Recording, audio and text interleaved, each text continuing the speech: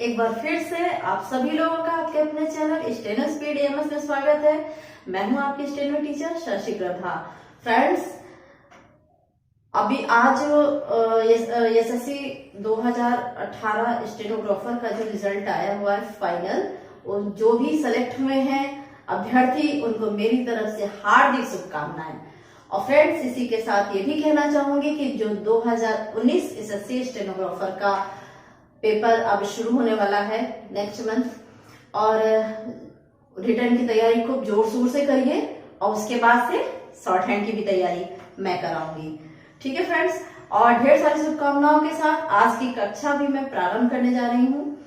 और एक बात और कहना चाहूंगी कि आप एसएससी की तैयारी जो करते हैं स्टेनोग्राफर की, सोचते हैं कि रिटर्न कर लेंगे, शॉर्ट हैंड तो हो ही जाएगी, लेकिन मैं आपको ये बताना चाहूंगी कि शॉर्ट हैंड को भी हल्के में मत लीजिए। शॉर्ट हैंड भी बहुत इंपॉर्टेंट है। अगर सोचिए जरा, बाय द वे आपका रिटर्न निकलता है, ठीक है, और शॉर्ट हैंड में आप रह जाते हैं तो कितना अफसोस होगा ना।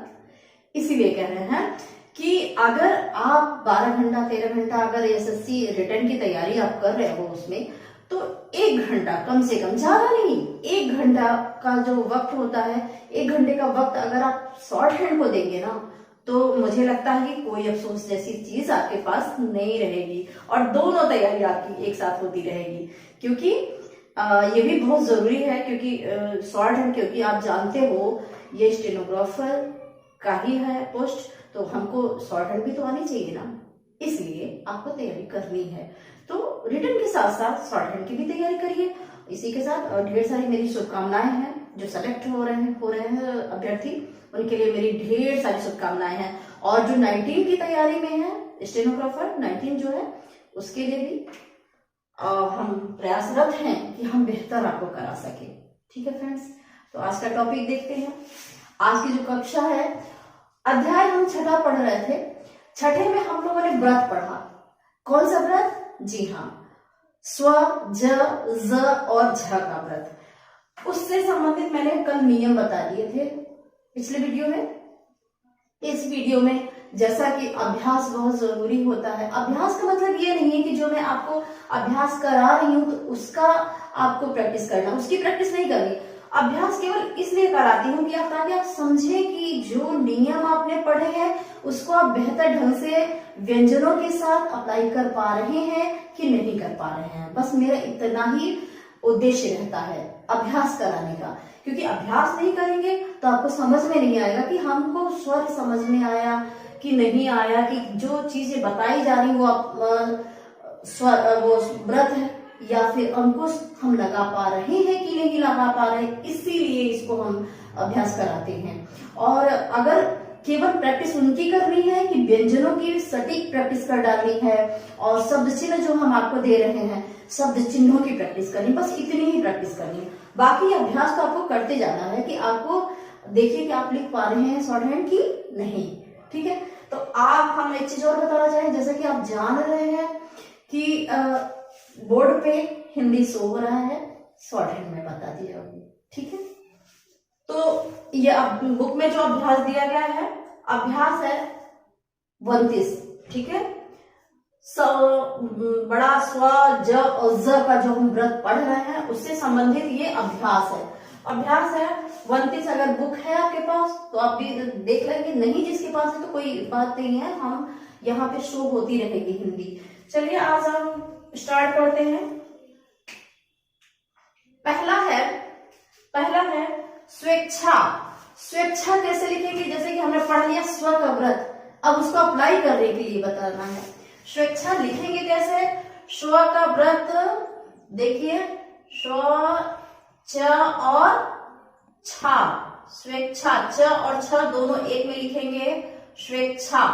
ठीक है, अगर जैसे कि मैंने बताया व्रत में अगर आप स्वर लगाना चाह रहे हैं तो उसके स्वेच्छा एक ही मात्रा आ रही है ना व पे, तो व की अगर आप मात्रा लगाना चाह रहे हो तो पूर्व में इसके द्वितीय स्थान का स्वर है, इसलिए हम यहाँ पॉइंट कर देते हैं।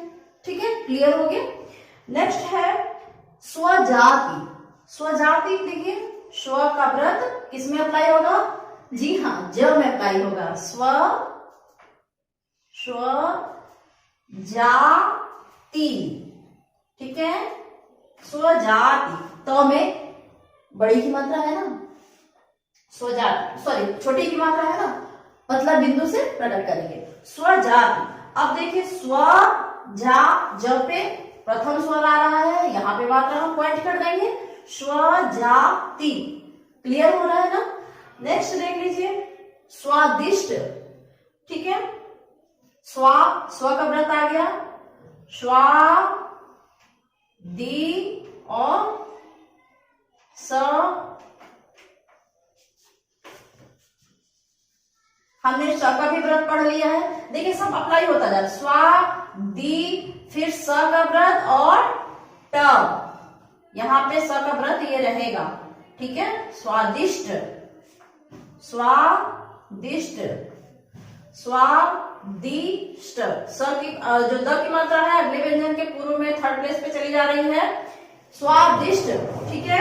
नेक्स्ट देख लीजिए स्वाभाविक, स्वाभाविक, स्व का व्रत भ में आ जाएगा, स्वाभाविक, ठीक है। भा में प्रथम स्वर आ रहा है, यहाँ पे हम पॉइंट कर देंगे भाविक। व की मात्रा कहाँ चली जाएगी, अगले व्यंजन के थर्ड प्लेस के पूर्व में। मैं बार बार इसलिए कहती हूं ताकि आप लोगों को याद हो जाए कि अगर व्यंजन पे मात्रा आ रही है पहले और बाद वाले में लगाना है थर्ड प्लेस का, यहाँ पे इसका हालांकि स्थान तो ये है व का, लेकिन ये नियम नहीं है ना, ये तो पढ़ाया हुआ है, ये तो अगले व्यंजन के थर्ड प्लेस के पूर्व में लग जाती है। इसलिए बार बार कहती हूँ कि ताकि आपको एकदम से लर्न हो जाए, याद हो जाए, कि बार बार आपको पलट के नियम नहीं देखना पड़े, बस मेरा यही उद्देश्य है। स्वाभाविक हो गया है, स्वीकार, ठीक है। देखिए स्व का व्रत आपके पास फिर आ गया, किसमें लगेगा, जी हाँ क में लगेगा, स्वीकार, क्योंकि र में कोई स्वर नहीं है तो अधोगामी र अप्लाई करेंगे, और नियम कहता अग्रगामी के साथ अधोगामी कैसे लिखते हैं, अग्रगामी रेखा के ऊपर और अधोगामी रेखा तक, कैसे, स्वीकार, स्व का व्रत क और र, क्लियर हो गया। स्वीकार, व की मात्रा क्या आ गई ना, विकार, अगले व्यंजन के पूर्व में, पूर्व कहाँ आ रहा, क की यहाँ, पॉइंट कर दीजिए ई की मात्रा, ठीक है। कार, क में प्रथम स्वर आ रहा है, यहाँ पे कर देंगे, क्लियर हो गया। द्वितीय देख लीजिए स्वागत, स्वा का व्रत,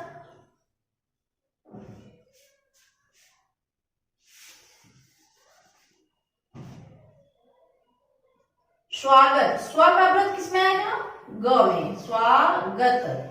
स्व की मात्रा कहाँ आ जाएगी, पूर्व में लगा दीजिए, स्वागत, प्रथम स्वर आ रहा है, रेखा पर ही है, रेखा के ऊपर है, स्वागत, ठीक है। तो इसमें अगर नहीं भी स्वर इंगित करेंगे तो क्लियर है कि ये प्रथम स्थान का स्वर है, द्वितीय स्थान का स्वर नहीं है, प्रथम स्थान का स्वर है, स्वागत। स्वतंत्र, अब देखिए स्व का व्रत किसमें अप्लाई करेंगे, तंत्र, स्व का व्रत, स्व त आधा न और त्र, स्वतंत्र। स्वयं, स्वयं कुछ नहीं करना, स्व का व्रत म में अप्लाई कर देंगे, स्वयं, ठीक है। नेक्स्ट है स्वास्थ्य, स्व का व्रत स में, स्वा श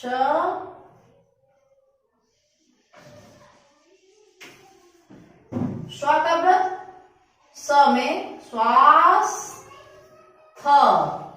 ये थ, स्वास्थ्य, ठीक है। नेक्स्ट है स्वप्न, प में अप्लाई होगा ना, जी हाँ, स्वप्न, स्व का व्रत प और न में, ठीक है। देवी स्वरूप, देवी, ये तो आपको पता ही है, देवी लिख लिया।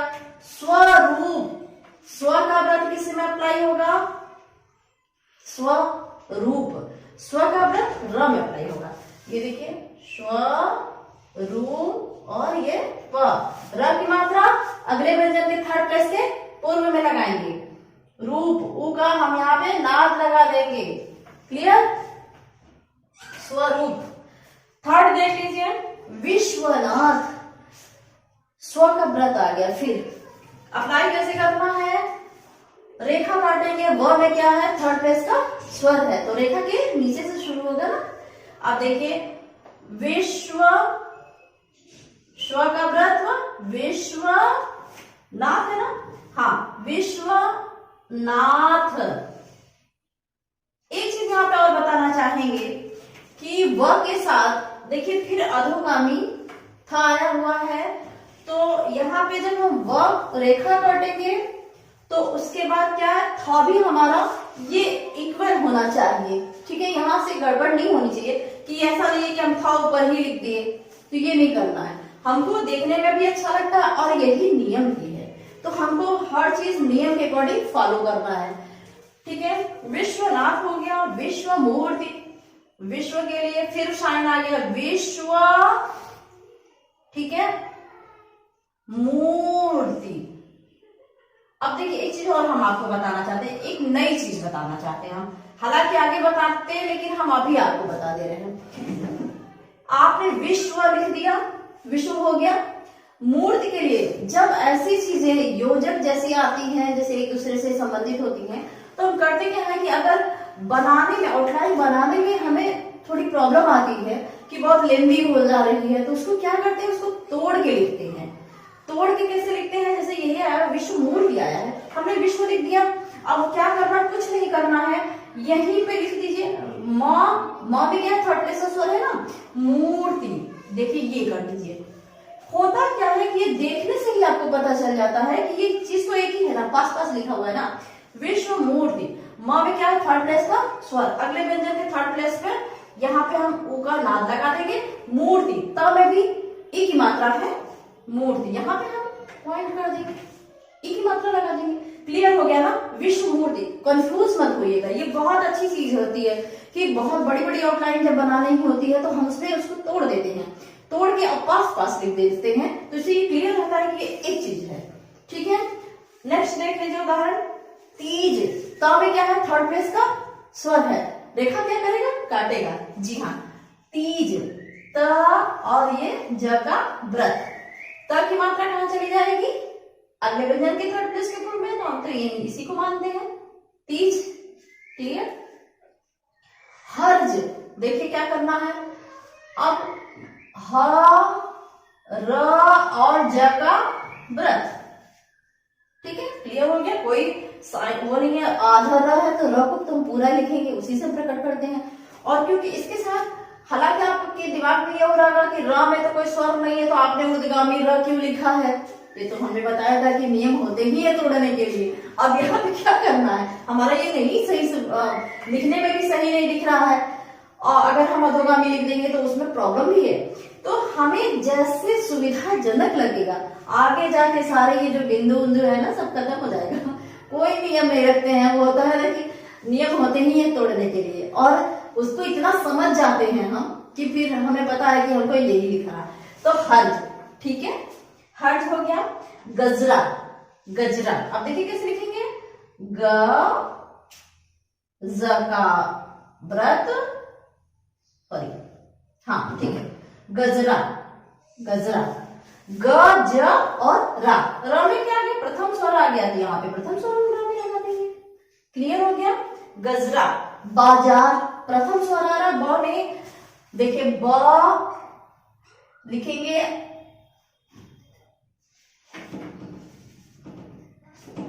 बाजार, ब और ज का व्रत और र।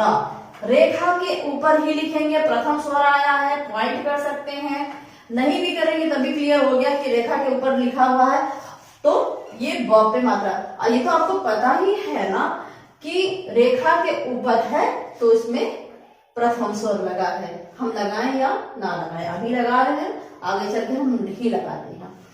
बाजार, वो प्लेस के अकॉर्डिंग, हम स्थान के अकॉर्डिंग हम समझ जाते हैं कि ये कौन सा स्वर लगा है। और ये तो पता ही है ना कि जब भी हम स्वर अप्लाई करते हैं तो हमें पहले ही व्यंजन से लेना होता है कि इसमें कौन से स्थान का स्वर आ रहा है, उसी से सारे व्यंजनों में जो मात्रा आती है उसके बाद से हम डिसीजन ले लेते हैं कि ये हमको। लेकिन अगर इसमें प्रथम में है तो प्रथम लगाएंगे, द्वितीय है तो द्वितीय लगाएंगे, तृतीय है तो तृतीय। लेकिन पहले ही व्यंजन से निर्धारित हो जाता है कि कौन सा स्वर हमको लगाना है, तो वो अपने आप से वर्ड जो होते हैं, शब्द जो होते हैं, निकलते जाते हैं। नेक्स्ट आ जाइए फोर्थ वाला, समाज। कुछ नहीं करना, स का व्रत आपने पढ़ लिया, स का व्रत किसमें अप्लाई होगा, म में, समाज, ठीक है, समाज। अब देखिए दोनों में अंतर रखना है, स का व्रत सही रहने दीजिए, ज का व्रत ज ही रहने दीजिए। समाज, म में प्रथम स्वर आ रहा है तो यहाँ पे पॉइंट कर दीजिए। समाज, बज, बज, ब, ज, ब और ये फिर ज का व्रत, ठीक है, बज बज। नेक्स्ट है रंग, र, अंगा, ठीक है, रंग। मूंज, मूंज, देखिए म में क्या आया, थर्ड प्लेस का स्वर आ रहा है, मूंज, मुंह। अब यहां पे अगर हम लिखना चाहें तो व्रत लिख सकते हैं, ठीक है।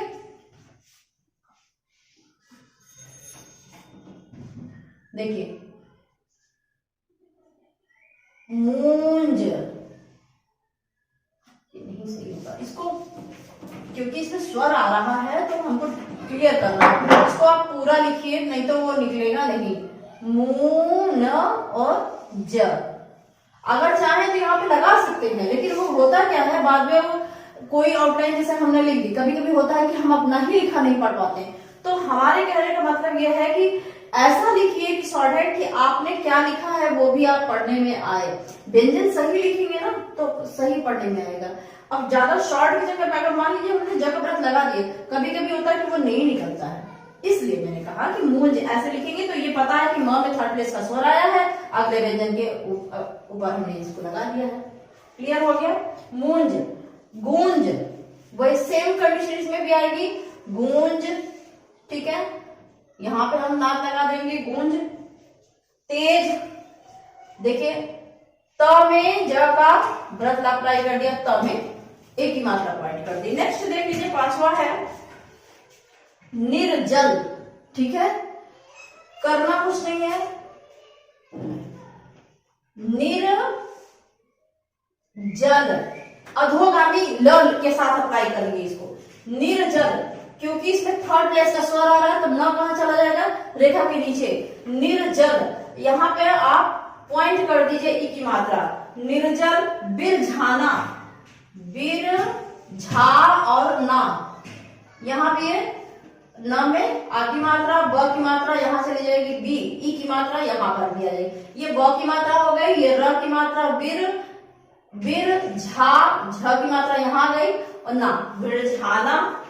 नेक्स्ट है रिझाना, री, झा और ना, ठीक है, री, र की मात्रा कहां चली जाएगी, अगले व्यंजन के थर्ड प्लेस के पूर्व में, झ यहाँ पे व्रत लगा हुआ तो आप यहां लगा सकते हैं, क्योंकि नेक्स्ट का नेक्स्ट ही हो जाएगा, बिरझाना, बिरझाना। नेक्स्ट आ गया, सॉरी रिझाना हो गया, बिरझाना ये हो गया, रिझाना ये हो गया। उपज, पहले आ गया थर्ड प्लेस का स्वर, करना क्या है, ऊ का तो हम बिंदु या नाम लगाते हैं, यही नियम पड़ा स्वर का, तो हम करेंगे प रेखा काट देगा, उपज। ऊ पहले आया है, पूर्व में यहाँ पे हम पॉइंट कर देंगे, ऊ, प और ज, उपज। रामेश्वरम, रामेश्वर, सॉरी, अब देखिए रामेश्वर, ठीक है, रामेश्वर। राजेश्वर, राजेश्वर, ठीक है। अब दो ज का व्रत तो पढ़ा है, लेकिन हम अप्लाई वहां पे हम नहीं कर सकते, यहाँ पे हम अप्लाई नहीं कर सकते हैं, ठीक है, ठीक है। राजेश्वर, राजेश्वर। नेक्स्ट अब 6 है नागेश्वर, देखिए नागेश्वर, प्रथम स्वर आ रहा है ना गे स्वर, अधोगामी र, नागेश्वर। भुवनेश्वर, भ में थर्ड प्लेस का स्वर, भू कट जाएगा भ, व ने स्वर, ठीक है। भुवनेश्वर, न में ए की मात्रा आ रही है, यहाँ पॉइंट कर दीजिए, भ की मात्रा यहाँ पॉइंट कर दीजिए, ऊ का नाम भुवनेश्वर, ठीक है। नागेश्वर, इसमें तो प्रथम स्वर था, यहाँ पे पॉइंट करना चाहें कर सकते हैं। नेक्स्ट है स्वयंभू, स्व का व्रत म में और भ लिख देंगे, स्वयंभू, ठीक है। भ की मात्रा कहाँ चली जाएगी, इसके थर्ड प्लेस की, क्योंकि भ है बाद में मात्रा आ रही है ना, व्यंजन के बाद आ रही है, तो बाद में हम अप्लाई कर दिया। स्वयंभू, स्वजन, स्व का व्रत क्योंकि दाहिनी तरफ ही लगता है, ज और न, स्वजन, ठीक है। स्वाद, देखिए स्वर में प्रथम स्वर आ गया, रेखा के ऊपर कर देंगे स्वाद, ठीक है। ये अभ्यास आपका बड़े व्रत स्व, ज और झ से संबंधित, ये व्रत से संबंधित ये अभ्यास हो गया। तो अभ्यास के बाद इसके बाद इसी व्रत से यानी कि स्व, ज और झ से आपको कुछ शब्द चिन्ह भी मिलेंगे, जो कि अगले वीडियो में हम आपको देंगे। तो फ्रेंड्स, ये अभ्यास के लिए है, इसकी प्रैक्टिस नहीं करनी है, अभ्यास करिए। जो शो हो रहा है हिंदी, उसके अकॉर्डिंग आप हिंदी वो शॉर्ट हैंड बनाने की कोशिश करिए कि कैसे हमको लिखना है, अभ्यास इसीलिए कर पाया है। और शब्द चिन्ह जो देंगे उसके प्रैक्टिस करनी बहुत जरूरी है। तो फ्रेंड्स, आज की जो कक्षा है यही समाप्त करते हैं, और ढेर सारा मैं आप लोगों को जानकारी देने की कोशिश करती हूँ अपनी तरफ से। मैं चाहती हूँ कि कुछ भी मैं बाकी ना रखूं, शॉर्ट हैंड में इतना प्रगाढ़ता आ जाए कि आप किसी भी स्पीड में बहुत अच्छे से लिख सके, ये मेरा उद्देश्य है। तो फ्रेंड्स, इसी के साथ रिक्वेस्ट है मेरी कि प्लीज ये चैनल आपका है, सब्सक्राइब कर लीजिए, और सब्सक्राइब करेंगे फिर उसके बाद अगर पसंद आता है तो लाइक भी कर दीजिए, शेयर जरूर करिए, और कमेंट्स तो मेरे लिए बहुत जरूरी है। इसलिए जरूरी है कि इसमें मैं खुद का आकलन करती हूँ कि मैं क्या आपको पढ़ा पा रही हूँ, इससे कितना आप संतुष्ट हैं, और क्या आपकी क्वेरी है, या क्या आपको कोई प्रॉब्लम है, या नहीं समझ में आ रहा है, या समझ में आ रहा है। ये मेरे लिए कमेंट तो मेरे लिए बहुत ही जरूरी है। कहते हैं ना कि आलोचना से भी हम आलोचना से भी नहीं भागते हैं, बिल्कुल होनी चाहिए। हो सकते, जरूरी नहीं कि हम ही सही हैं, तो इसलिए आलोचना भी जरूरी है। इसलिए कमेंट के माध्यम से प्लीज मेरी रिक्वेस्ट है कि कमेंट जरूर किया करिए, मुझे अच्छा लगता है। अपना आकलन भी करती हूँ कि मैंने क्या सही दिया, क्या गलत दिया, और उसमें क्या सुधार हो सकते हैं, इसके लिए कमेंट बहुत जरूरी है। तो फ्रेंड्स, ढेर सारी शुभकामनाओं के लिए, आने वाली परीक्षाओं के लिए आप सभी लोगों को मेरी ढेर सारी शुभकामनाएं। Thank you.